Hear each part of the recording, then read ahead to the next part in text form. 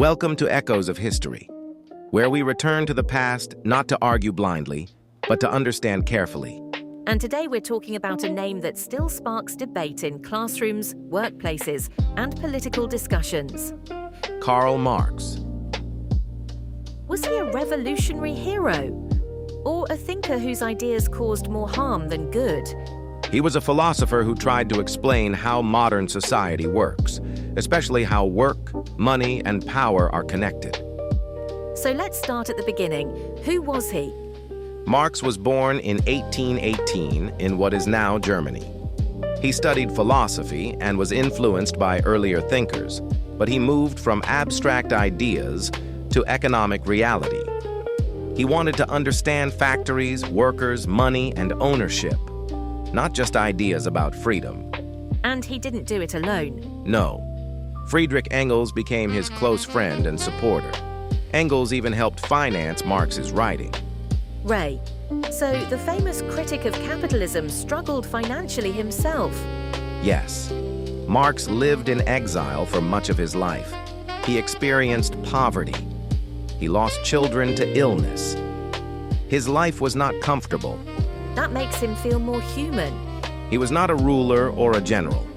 He was a writer studying the system around him. So what exactly was he criticizing? Industrial capitalism.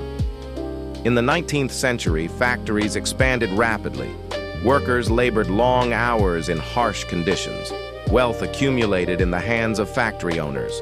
And Marx believed this system created inequality. Yes. He divided society into two main classes: those who owned the means of production and those who sold their labor. Owners and workers. Exactly. He also talked about exploitation. What did he mean? Marx argued that workers create value through their labor, but they receive only wages while owners keep the profit. So profit, in his view, comes from unpaid labor. That was his central claim in Das Kapital. That book has a reputation for being difficult. It is detailed and analytical, but the core question is simple. Why does capitalism produce both wealth and inequality? Did he think capitalism would eventually collapse? He believed internal tensions, like economic crises and wealth concentration, would create instability. When I hear that, I think about modern workers. In what way? Long hours, rising living costs, housing that feels unreachable, layoffs in big companies, gig workers without security. The form of work has changed, but many people still feel economic pressure.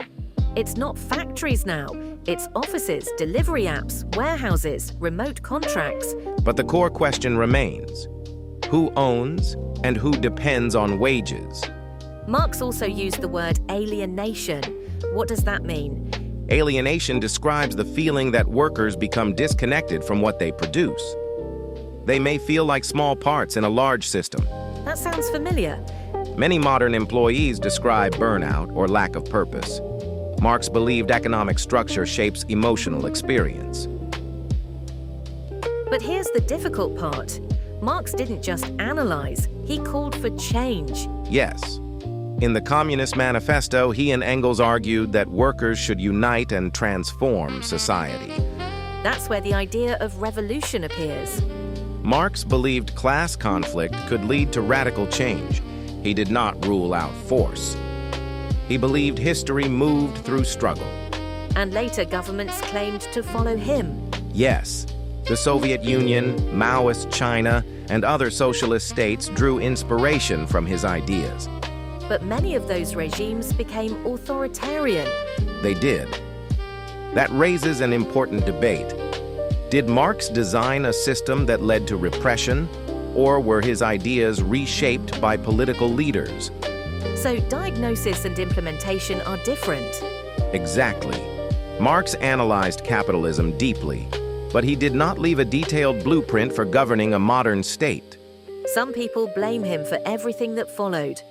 Others separate his economic critique from later political outcomes. Where do you stand? As historians, we observe, Marx was diagnosing a problem: inequality and exploitation. History shows that attempts to solve it sometimes created new problems. If Marx were alive today, what would he focus on? Automation, artificial intelligence, corporate concentration, global supply chains. And maybe the anxiety many workers feel. Yes, he would likely examine who controls technology and who benefits from productivity gains. So even people who disagree with him still live in a world shaped by his questions. That may be why he remains relevant. Here's something interesting. Marx never saw a successful socialist state in his lifetime. Correct. His influence grew after his death. So he became more powerful as an idea than as a person. Ideas often outlive their authors. So how should we remember Karl Marx?